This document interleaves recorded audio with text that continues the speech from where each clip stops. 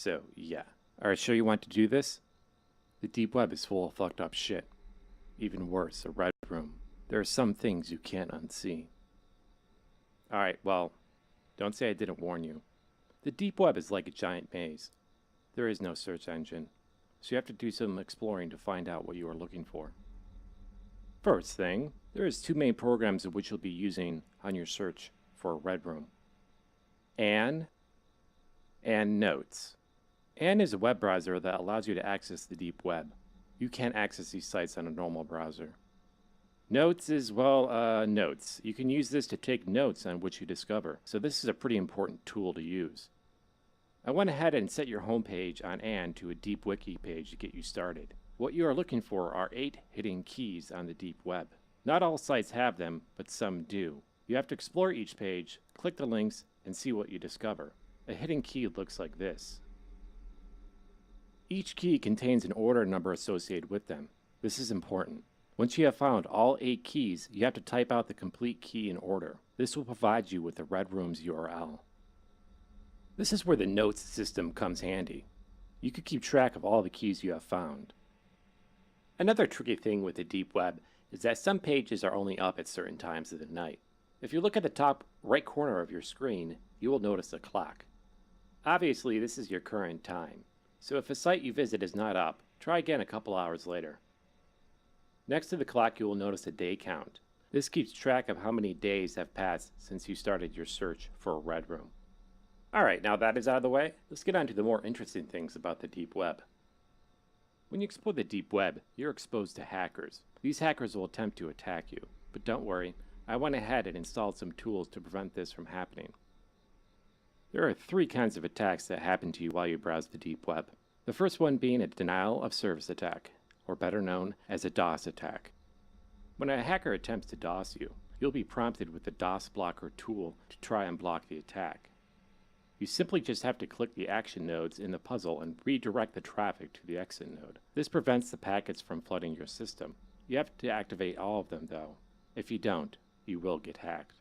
Pro tip, you can hold the middle mouse button to speed up the process. I'm going to go ahead and launch a DOS attack on you so you can test this out for yourself. Ready?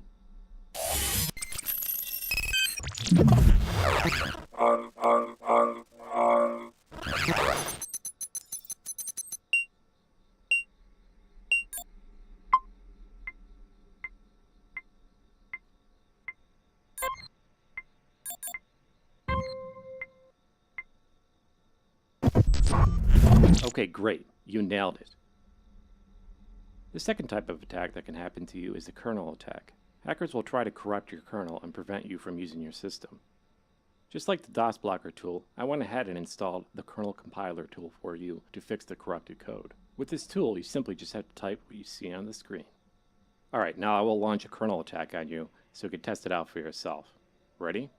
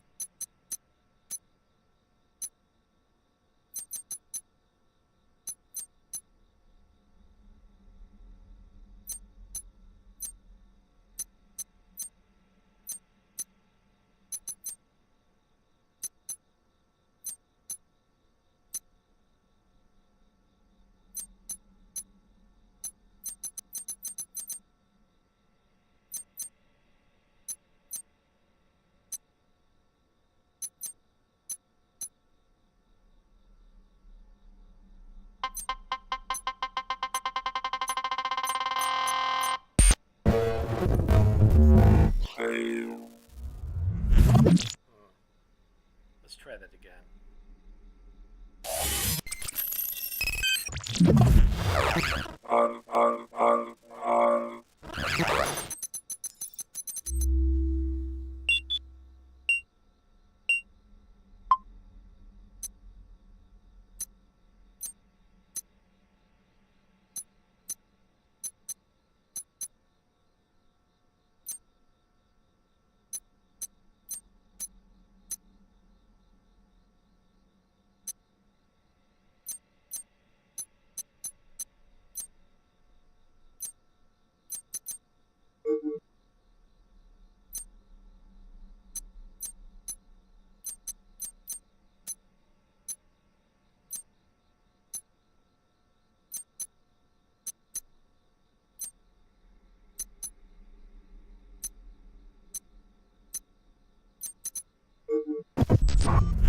Okay, great. Now let's move to the third and final type of attack, a Vector Access Performance Executor, or better known as a VAPE attack.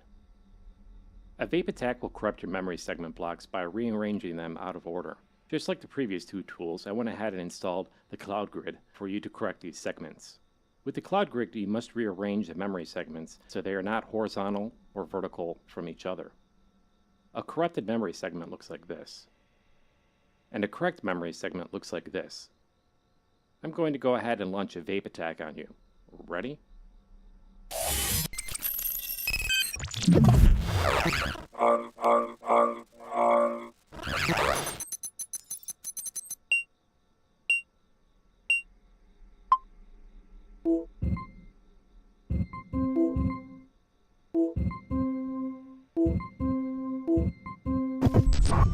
Excellent. Now, it can only be hacked if your IP address is revealed. By default, Anne hides your IP address, but some websites may reveal it to the hackers. If you're getting hacked and would like for it to stop, simply just reset the modem. This will reset your IP address. That's about it. You are now ready to explore the deep web. Oh, wait a minute. A couple more things I forgot to mention. First, this is just an urban legend, so I'm not sure if it's true or not. But they say the farther you get into the deep web, kidnappers will try to locate and kidnap you. So be on the lookout for this. If you think someone is tracking you, just turn all the lights off and be quiet.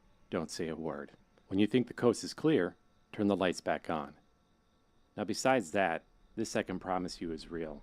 Where you currently are, there is a serial killer on the loose. They call him the Breather. He looks for his victims browsing the deep web or random hitchhikers. It's kind of weird, but he also calls his prey before he kills them, breathing into the phone and saying other things that don't make sense. Hence why he's called the Breather. If you are somehow unfortunate to be a target of his, you have to block the front door with your life. He has a strict set of rules where he can only attack if he breaks through the front door. Don't ask me why. So if you feel like he's targeting you, be sure to check the front door at the house you're at. If he is there, hold the doorknob with your life and hope he doesn't get too aggressive. How do you check the door and turn the lights off? Well, once you zoom out of the computer mode by hitting the right click button, hit the A, S, D keys to look around you. Certain items will trigger a sub-action you can do. Well, that's it. Good luck.